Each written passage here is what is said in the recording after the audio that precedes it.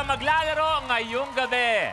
Ano muna, pakiramdam na pag-usapan namin kanina, narinig ko, sabi mo, ramdam mo na ikaw Ramdam. maglalaro. Ramdam ko kasi pasmado na yung kamay ko eh. Okay. Kinakabahan ako, Kuya Lu. Alam niyo ba palagi, mula nung unang-unang Deal or No Deal, nung iba pa yung host natin, si Miss Chris, meron isang terror na sinasabi, si Charmel. Malamang sa malamang napupunta sa kanya either malaking amount o palaging 1 million. Ngayong season, para sa akin, o para sa kaalaman ng lahat, 1 million, ilang beses? 3 beses. Kahit nalipat siya ng number, napunta pa rin sa kanya ang 1 million. Ano ang pakiramdam na yun? Hindi ko ma-explain. Legit pala, Kuya, yung kapag nandito ka, di mo na alam eh. So, pakiramdam, tingin ko, kung ano yung kapalaran ko today, yun yung bibigyan ni Lord. Kung ano ang kapalaran today. Kung makuha ang 1 million, ano ang gagawin mo sa 1 million? Siyempre, para sa pamilya natin. Tas at the same time, meron kasi tayong mga sinusupport ng mga charity runners. At marami ako nakikita na nangangailangan ng tulong. And at the same time, mga taga-barangay, taga-probinsya, in the hopes na magkaroon sila ng scholarship, makatulong sa kanilang pamilya. At idadagdag ko lang, kasi pinag-uusapan natin kanina, superhero. Ipapakilala ko sa inyo ang ilan sa mga superhero na aking hinahangaan. Ang mga kapamilya natin mula sa Child House. Child House yan, napakaraming mga batang natutulungan. Kaya naman mga kapamilya natin yan dati pa. Child House family, I love you all. Alam na alam niyo yan. Kaya naman, eto na tayo. Migs, may gusto ko sabihin kay Banker bago magsimula. Banker, pwede ba tumawad? Pwede ba mag-binego? Pero Banker, bahala ka na. Let's play a good game, Banker. Let's play a good game. At kayo mga nasa bahay, pwede maglaro. Ang mga home player natin, ang gagawin nyo lang ay hulaan kung ano ang magiging final decision ni Migs. Kung siya ba ay mag-deal or no deal.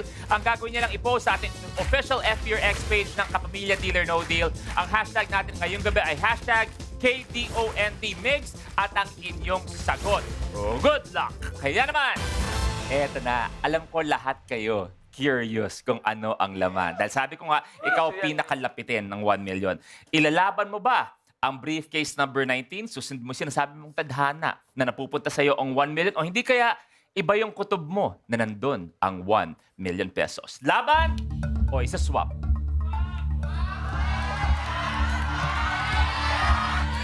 Stick ako sa... Laban! Laban ako. Ilalaban ang briefcase number 19! Malupit to. Nilabang ang briefcase niya na pwedeng piso at alam na alam mo, pwedeng laman na 1 million pesos! Si Migs nagbigay na ng mensahe. Para na-stress ka. Ina-analyze.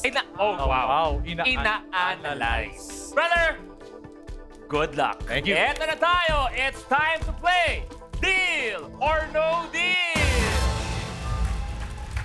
Dag. Let's open 5 cases. Kuya Lu, magiging makatao muna ako. Okay? Kasi I choose briefcase number 16. Bakit yan ang uunahin mo? Bakit? Para makaupo na si Pepay kasi masakit na yung paa ni Pepay eh. Okay. Pepay, pakibuksan, please. Lower! Lower!